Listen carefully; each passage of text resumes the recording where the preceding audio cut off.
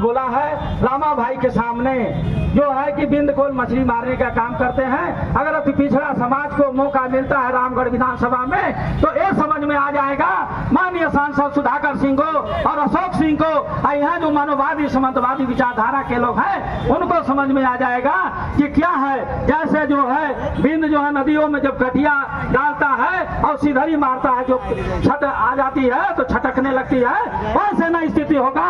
तो बिनावत का ऐसे इसी चंद शब्दों के साथ अपनी वाणी को विराम देता हूँ। जय हिंद जय भारत। ये इनके उद्गार थे। आनंद भैया एक पृष्ठभूमि, ये जिस सरजमीन पे बैठे हुए हैं ये सरजमीन कोई छोटा मोटा सरजमीन नहीं। कभी इस सरजमीन पे स्वामी विवेकानंद ने मत्था टेक के हिंदुस्तान के को एक अच्छी ज्ञान की पाठ पढ़ाई, तो कभी शेरशाह सूरी ने यहीं से अपनी चढ़ाई की और हिंदुस्तान की सबसे बड़े अशोक सम्राट अशोक जो जीटी रोड है उसका स्थापना किया। ये वो सरजमीन है जहां से आज तक विभूतियां ही पैदा होती हैं और जो भी बिहार की सरजमीन पे जाता है यही सजदा करता है, यही नतमस्तक होता है, यहीं से अपने आप अहंकार भरता है। तो मैं आपसे यह गुजारिश करूंगा कि आप अहंकार भर दिए हैं और आपको मंजिल अवश्य मिलेगा।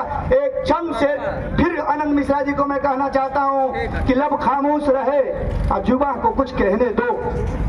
आप लोगों को भी मैं कह दूं, ताकि इसलिए मैं कह रहा हूं, मैं बहुत लिपापोती नहीं करना चाहता हूं, लेकिन एक इंसान, जिस इंसान ने आईपीएस चपरासी की नौकरी के लिए लोग तड़प रहे हैं, हम भी तड़प रहे हैं कि मेरे बेटे की चपरासी की नौकरी हो जाए, लेकिन एक इंसान ने आपके खिदमत के लिए, हमारे खिदमत के लिए, समाज के खिदमत के लिए, वो आदमी आईपीएस के नौकरी को 10 साल सेवा करने के बाद अंग से मार के और उसको पार कर दिया। इस इंसान का नाम है जिसको कहा जाता था, आसाम की धरती पे कहा जाता था कि आनंद मिश्रा का तो ट्रांसफर नहीं हो गया, इन्हें शूटर भी कहा जाता था, जो दगाबाजी करता था बच के नहीं जाता था, वो आनंद मिश्रा आपके बीच में है। तो मैं एक शेर कहूं, लब खामोश रहे जुबा को कुछ कहने दो।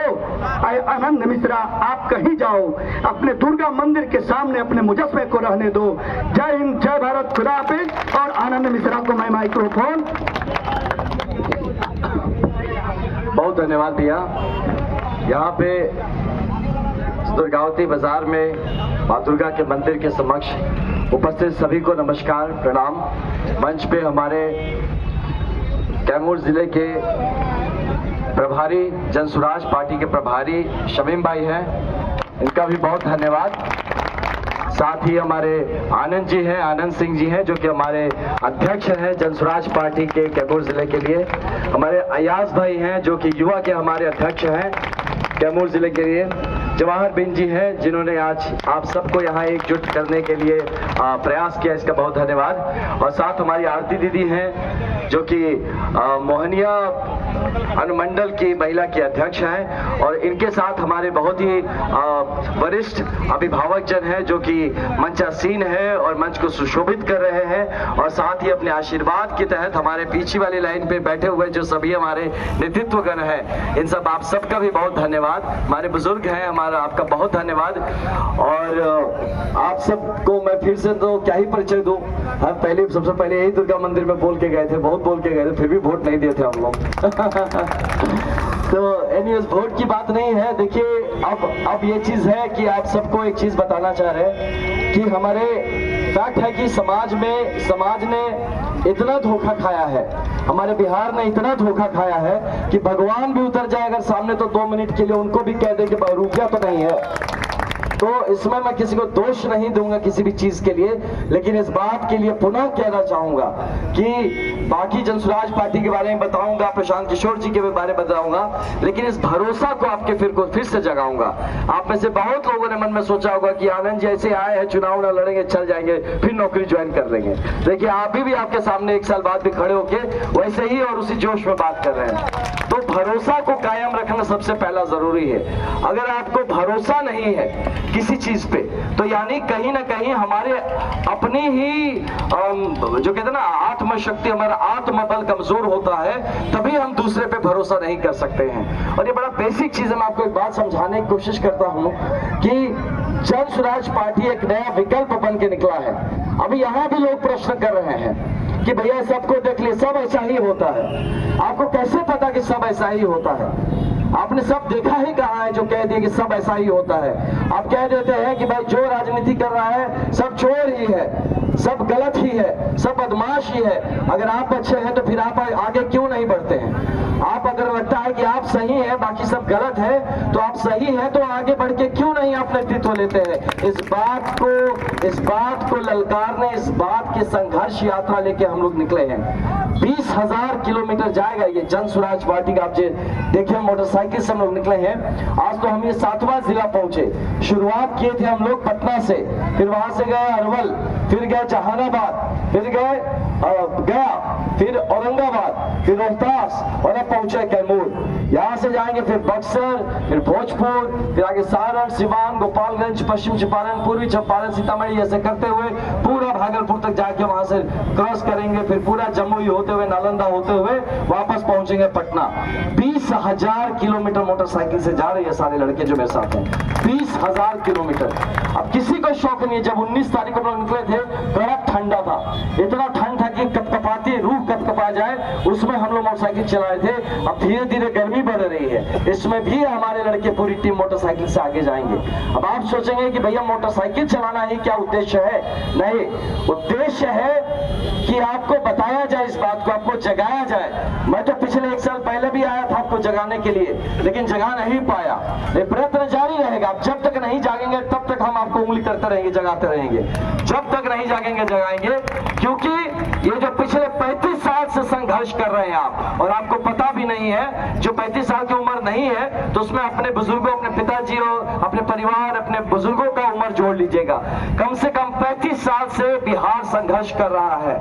और संघर्ष किस बात का कर रहा है? अपनी बुनियादी जरूरतों का संघर्ष कर रहा है। मैं देखिए मंच से किसी का नाम लेना नहीं चाहता कि कौन अच्छा है कौन बुरा है, क्योंकि हमारा संघर्ष सकारात्मक है। हम बेहतर करने आए हैं, किसी का बिगाड़ने नहीं आए, किसी से लड़ने झगड़ने नहीं आए, कुछ बनाने आए हैं, कुछ बढ़ाने आए हैं। लेकिन फिर भी एक किसी का एग्जाम्पल आपको देना चाहूंगा, यहीं पे देना चाहूंगा, आपको रेलेवेंट लगेगा, बाद में कभी पता चलेगा तो पता चलेगा मैं किसके बारे में बोल रहा हूं। कि एक बार किसी नदी में कुछ बच्चे गिर जाते हैं, नदी में बच्चे गिर के मर जाते हैं कहीं, तो वहां क्या होता है कि भाई लोगों के मन में बड़ा उद्विग्न होते हैं कि भैया बार बार ये बच्चे गिर रहे हैं, कोई कुछ कर क्यों नहीं रहा, कुछ हो क्यों नहीं। समझिएगा बात को मेरे आप, कि आप कैसे दुर्दशा का शिकार हैं, आप खुद समझिए, और क्यों आपको जागने का जरूरत, आप समझिए अपनी हालत। तो आपके बड़े से कोई साहब होते हैं, कोई आपके जनप्रतिनिधि होते हैं, भाई उनके समक्ष जब परिवार वालों के समक्ष पढ़ते हैं तो लोग उनसे कहते हैं कि भैया ये तो बार बार हो रहा है, आप लोग कुछ कर नहीं रहे, तो तुरंत बोलता है अरे ऐसा कैसे,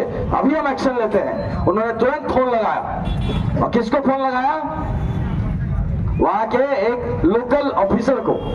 एक लोकल ऑफिसर, हम नाम हम नहीं ले रहे हैं भैया, जिसको पता होगा सब पता चलेगा कहाँ का कहानी है क्या है। तो लोकल ऑफिसर को फोन लगा के क्या बोलते हैं कि थाना को बोल दो कि वहां बंबू से घेराबंदी कर दे, वहां पे गलत चीज हो रहा है, नहीं होना चाहिए, बच्चे डूब के मर रहे, क्या करें आप लोग? थाना को बोलिए कि बंबू से उसको घेराबंदी करिए। अब सोचिए आपको कितना बेवकूफ समझा जाता है। आप समझिए कि आप कितने ज्यादा तौर पे आप मतलब भूल चुके हैं कि आपको किस तरह से नोचा जा रहा है। ये बात समझिए। इस घटना चक्र में क्या ये थाना का काम था बंबू लगाना? थाना लगाएगा बंबू जाके? पहली बात। दूसरी बात, वो बंबू लगाएगा कहां से? पैसा दिया है, कोई गवर्नमेंट उसको फंड देता है थाना को बंबू लगाने के लिए, तो बंबू लगाने के लिए थाना किसी आप ही में से किसी को बंबू करेगा, और आप ही में से किसी को बंबू करके वहां बंबू लगाएगा। तो ये आपके जनप्रतिनिधि का तरीका है काम करने का। उसके बाद क्या? और उसके बाद ये समझ नहीं आ रहा कि बंबू कितना दिन तक रहेगा। वहां तो हमेशा बच्चे गिर के मर रहे हैं। अरे भैया आप बड़े आदमी हैं, आपको फोन लगाना चाहिए मुख्य सचिव को सीधा, भाई साहब ये दिक्कत है और यहाँ पे आप इसका परमानेंट व्यवस्था करिए, यहाँ डिजाइन प्लानिंग करिए और ये ऐसा हादसा नहीं होना चाहिए। लेकिन आपको इस बात का, वो फिर वहां के लोग क्या किए, लोग खुश कह रहे कितना बढ़िया हमारे साहब है जी, देखो तुरंत फोन लगा दिए, एकदम तुरंत फोन लगा के हमारा काम कर दिए। और आप इसी बेवकूफी में जी रहे हैं, इसीलिए आपकी दुर्गति है आज तक। और इसीलिए हम जैसे लोग आपके समक्ष आते भी हैं काम करने, तो आपको लगता है कि अरे ये तो वैसी बातें कर नहीं रहा है, तुरंत इमीडिएटली आपको मजा नहीं दिला रहा है। तो हमें तो मजा दिलाने आए नहीं है, हम तो अपना मजा उजा छोड़ के आए हैं हम लोग। यही जन स्वराज पार्टी भी चेष्टा कर रहा है आपको जगाने का। जन स्वराज पार्टी भी वही स्थिति पे है जिस स्थिति में मैं लोकसभा चुनाव में था। कि अपनी बात को समझाने की कोशिश कर रहा है, लोगों को बताने की कोशिश कर रहा है कि बस मुझे कुछ चाहिए नहीं, मैं देने आया हूँ, मैं कुछ लेने थोड़े आया हूँ। और आपकी जानकारी के लिए बता दें, जो मन से खड़े होकर हम बोल रहे हैं, आप सोचेंगे भैया नेता बनना, हमको कोई चुनाव भी, विधायक का चुनाव भी हम नहीं लड़ रहे हैं, फिर भी हम घूम रहे हैं 20,000 किलोमीटर। क्यों, क्या दर्द है मेरा? अभी हमारा बैच डीआईजी बन गया, हम आराम से बैठ के ऐश कर रहे होते हैं, और इधर हम मोटरसाइकिल लेके 20,000 किलोमीटर तक जा रहे हैं, यही जगाने आप लोगों को कि भाई समझिए, इस बात को समझिए कि अगर आप नहीं जागेंगे, आप नहीं उठेंगे, नहीं समझेंगे अपनी दुर्दशा को, तो आपको यहाँ दुर्गा जी के प्रांगण में माथा ठोक ठोक के मर जाएंगे, जीवन नहीं सुधरेगा आपका। ये समझाने आए हैं। तो यही जन स्वराज पार्टी एक नया और शायद एकमात्र सकारात्मक विकल्प बनकर आया है। ये चीज आपको समझने की जरूरत है कि अगर सच में बिहार को बदलना है तो पहले अपनी सोच को बदलना होगा हम लोगों को। इस सोच को अगर बदलने के लिए आप तैयार है, तब आप जुड़िए जन स्वराज पार्टी से, और ये पार्टी भी तभी आपको समझ में आएगा अगर आप अंदर से अच्छे इंसान हैं। क्योंकि ये पार्टी बार बार कहती है कि सही लोगों की पार्टी है, जो सही सोच के साथ सामूहिक प्रयास करना चाहते हैं। अगर आप सही लोगों की कैटेगरी में नहीं आते तो आपको पार्टी समझ नहीं आएगा कि क्या पार्टी है, आप उन्हीं दोनों के बीच में फुटबॉल में खेलते रह जाएंगे। तो इसलिए गुजारिश है, ये आवाज जहां जहां तक पहुंच रहा है, जहां जहां आप सुन सक रहे हैं, ये एक मौका है, फिर से एक मौका है बिहार के सामने कि हम लोग साथ जुड़े, साथ आकर ये जन स्वराज का जो प्लेटफॉर्म है, जन स्वराज पार्टी का जो एक आपको मंच दिया जा रहा है, इस मंच पर आकर अपना हक अर्जित करें। आप किसी सबके, आप क्या भी मिलता है आपको मिलता है भीख। आप दया चाहते हैं, आप चाहते हैं भैया हमारा हाथ जोड़े रहते हैं आप दिन रात, और एक जन स्वराज पार्टी है जो चाहती है हाथ जोड़िए मत, हाथ उठाइए। सब यहाँ चाहते हैं कि हाथ ऊपर करिए और अपने काम में लगिए। जन स्वराज पार्टी एकमात्र ऐसी पार्टी आज के दिन में मैं बता रहा हूँ बिहार में है, जो आपको मजबूत करना चाहती है, आपको किसी के ऊपर निर्भर नहीं करना चाहती। एक चीज देखिएगा, आपके बहुत जगह दिखेगा, जन स्वराज आएगा ये 5 चीज हो जाएगा, और ये 5 चीज के आपको बहुत संक्षिप्त में बता रहा हूं, बाकी आप सोचिएगा इसके बारे में। यहाँ शिक्षा लेकर हमारी सबसे ज्यादा दुर्दशा है। यहाँ लोग हैं जो अपने आप को कहते हैं कि हम गरीबों के नेता हैं, हम गरीबों के पार्टी हैं, है ना भाई, ऐसा सुना है ना नाम, लोग कहते हैं ना हम गरीबों के नेता हैं, गरीबों के पार्टी हैं, और आपको लगता है यही हमारा नेता है, यही हमारा पार्टी है, इसी का साथ देना है ना। और होता क्या है आप सोचिए, गरीबों का नेता मतलब गरीब रहेंगे तभी ना नेता रहेगा। तो आपको अमीर कैसे बनाएगा वो आदमी? कभी वो अपने आप को अमीर बना के अपना नेतागिरी खत्म करना है उसको, वो कभी आपको गरीबी से आगे नहीं बढ़ने देगा। वो पार्टी, वो नेता जो आपको हर बार यही समझाता है कि आप पिछड़े हैं, आप गरीब हैं, वो पार्टी, वो नेता आपको कभी अगला बनने नहीं देगा, वो कभी आपको अमीर बनने नहीं देगा, क्योंकि उसका नेतागिरी ही आपके पिछड़ेपन पे चल रहा है, उसका नेतागिरी ही आपके गरीबी होने पे चल रहा है। यही उल्टा जन स्वराज है। जो जन स्वराज पार्टी सबको समभाव से देखता है, एक तरह से देखता है, और सब में वो संभावना देखता है। आप क्या दलित हैं, आप क्या ब्राह्मण है, आप क्या राजपूत है, आप क्या वैश्य है, आप क्या हिंदू, क्या मुस्लिम, आप इस बिहार के बच्चे और बिहारी हैं, आप सबका हक भी बनता है, आपकी जिम्मेदारी भी बनती है। और जन स्वराज आप में से हर उस आदमी को नेतृत्व देने को तैयार है जो कि हिम्मत लेके खड़ा हो, और अपने लिए नहीं, अपने बिहार की धरती के लिए खड़ा हो, अपनी जात के लिए नहीं, इस पूरे जमात के लिए खड़ा हो, तो सिर्फ किसी अपने धर्म के लिए नहीं बल्कि बिहार के लिए खड़ा हो। ऐसे हर उस सही आदमी को जन स्वराज पार्टी खोज रही है और चाहती है कि आप जन स्वराज पार्टी का बिहार का नेतृत्व करें। तो इसके लिए इस भाव से जो तैयार है उसका स्वागत है जन स्वराज पार्टी में, उसका स्वागत है इस गोष्ठी में जो कि अभी लगा हुआ है पूरी तरह से बिहार का तकदीर और तस्वीर बदलने के लिए। इसीलिए सबसे पहला जो हम चोट कर रहे हैं वो है अशिक्षा पर। शिक्षा बेहतर हो ये सबसे ज्यादा जरूरी है। दूसरा जो पलायन हो रहा है हमारे युवाओं का, उसको रोककर किस तरह से रोजगार की व्यवस्था की जाए और यही स्थानीय रोजगार की व्यवस्था की जाए, उसका प्रयास कर रहा है जन स्वराज। और स्थानीय रोजगार के साथ सिर्फ नौकरी नहीं, किस तरह से हमारे युवाओं को हाथ में पूंजी पहुंचे, किस पूंजी से वो अपना काम स्थापित कर सके, ये प्रयास कर रहा है जन स्वराज। जन स्वराज प्रयास कर रहा है है कि जो हमारे बुजुर्ग हैं, जो 400 रुपए का उनको पेंशन के नाम पर धोखा दिया जा रहा है, जो उनको भीख मांगने पे मजबूर कर दिया जा रहा है कि भैया हमारा 400 का पेंशन दे दो, और पेंशन वो वृद्धा पेंशन कार्ड भी बनाने में 3-4 हजार का घूस मांग रहे हैं। तो उस चीज को रोक के हर बुजुर्गों को कम से कम 2000 रुपए दिया जाए, इसका प्रबंध करने जा रहा है जन स्वराज पार्टी। साथ ही प्रयत्न कर रहा है कि हमारी जो महिलाएं हैं, हमारी महिलाओं को किस तरह से हाथ में कम से कम ब्याज पर पूंजी पहुंचे हाथ, कि उस पूंजी की मदद से चाहे हमारी महिलाएं अपना ही कुछ काम खड़ा करे, और नहीं तो उस पूंजी की मदद से उनके घर परिवार के ही कोई आदमी, उनका बेटा, उनका पति कोई रोजगार शुरू करे कि घर गरीबी से बाहर निकल सके।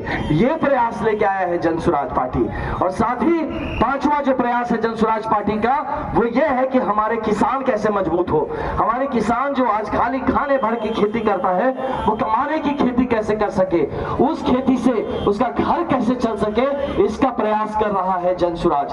तो आपको जो मैंने ये 5 बात बताया, जहां तक आवाज जा रही है सुनिए, इसमें हमने किसी तरह का प्रलोभन आपको नहीं दिया। इसमें सिर्फ आपको यह बताया कि किस तरह से आप मजबूत बन सकते हैं, किस तरह से आपका परिवार सशक्त बन सकता है, किस तरह से आप इस अशिक्षा से और गरीबी से बाहर निकल सकते हैं, किस तरह समाज में आपका सम्मान हो सकता है, आपका घर परिवार और पूरे समाज का इज्जत कैसे बढ़ सकता है। यह प्रयास करने आया है जन स्वराज पार्टी। इसीलिए बार बार हम लोग कह रहे हैं कि उसके साथ जुड़िए जो आपको महत्व देता है, जो आपको सम्मान देता है, जो आपको मजबूत करना चाहता है, ना कि उससे जो आपको 5 किलो चावल के नाम पर आपको भिखारी समझता है कि आपको 5 किलो चावल देके हम आपसे वोट लेंगे, जो ये सोचता है कि रात को घूम के 1000-2000 रुपया बांट के हम आपका वोट खरीद के आपको बच्चों का किस्मत खरीद लेंगे। उन लोगों के साथ रहना है कि ऐसे पार्टी के साथ रहना है जो कि आपको सम्मान देना चाहता है, आपको मजबूत करना चाहता है। ये निर्णय हम आप पर छोड़ते हैं। बस जाते जाते एक बात बताकर जाना चाहेंगे कि अगर सच में आपको लगता है कि हम लोगों को आगे बढ़ना चाहिए, जन स्वराज पार्टी को मेहनत करना चाहिए, जन स्वराज पार्टी को ये संघर्ष करना चाहिए जो हम कर रहे हैं, ये जो हमारे साथ 200 लोग 20,000 किलोमीटर जा रहे हैं, अगर इनको जाना चाहिए, तब हम आपसे रिक्वेस्ट करेंगे कि आप एक बार दोनों हाथ उठा के आशीर्वाद इनको जरूर दीजिएगा। लेकिन आशीर्वाद के रूप में हम किसी भी पार्टी का जयकारा नहीं लगवाना चाहेंगे, आपसे किसी नेता का भी जयकारा नहीं लगाना चाहेंगे। हम चाहेंगे कि आप अपने बच्चों का चेहरा याद करिए। दुर्गा जी के इस पावन भूमि के समक्ष खड़े हैं, आप जिसको भी मानते हैं, खुदा, अल्लाह, भगवान, काली माँ, दुर्गा माँ, हनुमान जी, जिसको भी मानते हैं उनको मन में रखिए और बिहार का जयकारा मेरे साथ लगाइए। अपनी सरजमीन, अपनी जमीन, अपनी मिट्टी का जयकारा लगाइए। मैं पहले भी कहता रहा आपसे कि पार्टी से ज्यादा बड़ा अपनी माटी है, उससे उठ सके अगर, तभी बच्चों का किस्मत बदल सकेगा। तो अगर चाची, दीदी, जोगी भैया, जिसको भी लगता है कि ये जयकारा अपने बच्चों के नाम का लगना चाहिए, अपने बिहार के नाम लगना चाहिए, तो अपने अपने स्थान से एक बार खड़े हो जाए, एक बार खड़ा हो जाए जैसाबाद में, और हम कहें जय बिहार। तो एक बार दोनों हाथ उठा के आप सब कहिए, अपने बच्चों का चेहरा याद करके, अपनी गरीबी को याद करके, अपने बेहतर भविष्य के नाम पर दोनों हाथ उठा के कहिएगा जय जय बिहार। ये देखिए, किसी पार्टी का जयकारा नहीं, किसी नेता का भी जयकारा नहीं, किसी अल्लाह भगवान का भी जयकारा नहीं, ये अपने बिहार का जयकारा है। इसमें भी अगर कोई पीछे छूट जाता है और आपकी फिर किस्मत बाद में नहीं बदलती है, तब याद करिएगा ये घड़ी कि जब आनंद भैया बोले थे हाथ उठा के बोलने को जय बिहार कहा जाए, हो सकता है ऊपर वाला सुन ले इसी पुकार को, आपकी किस्मत बदलना शुरू हो जाए, तब आपने हाथ नहीं उठाया था। तो अगर किस्मत पीछे रुक जाती है तो हम लोगों को या जन स्वराज को दोष मत दीजिएगा, अब खुद को ही दोष दीजिएगा कि इतना जगाए, इतना बताए, जय बिहार बोलने को बोले तो वो भी हम हाथ नहीं उठाए थे। इसीलिए जहां तक आवाज जा रही है, दोनों हाथ उठाइएगा, बच्चों के नाम, बुजुर्गों के नाम, अपनी महिलाओं के सम्मान के नाम से जय बिहार। बहुत लोग दूर दूर के बैठे हैं जो सुन रहे हैं लेकिन हाथ नहीं उठा रहे। बच्चे का किस्मत तो आपका भी फंसा है, आपका भी जवानी फंसा हुआ है, और बुजुर्ग आपकी भी सम्मान फंसी हुई है, पूरा बिहार फंसा हुआ है। जहां भी है, पार्टी की बात नहीं है, अपने जमीर की बात है, अपने मन की, अपने बच्चे की, उसके बात पे ये मौका फिर से एक बार लिया जाए और फिर 3 बार कहा जाए जय बिहार, जय जय बिहार। और ये आपके बच्चों के नाम में है और ये बिहार के बेहतर भविष्य के नाम पे है। दोनों हाथ ऊपर उठा के ऊपर वाला देखे, जय बिहार, जय बिहार, जय बिहार। बहुत धन्यवाद। जिनको अपने बिहार का नारा लगाने में भी असुविधा हो रहा है, भगवान आपका भला करे। आपके हिस्से का मेहनत भी हम लोग करेंगे, आपके हिस्से का बिहार भी हम बनाएंगे। आप स्वस्थ रहिए, मजे में रहिए, आपकी भी जिंदगी हम बेहतर करेंगे। बहुत धन्यवाद। जय बिहार, जय जय बिहार।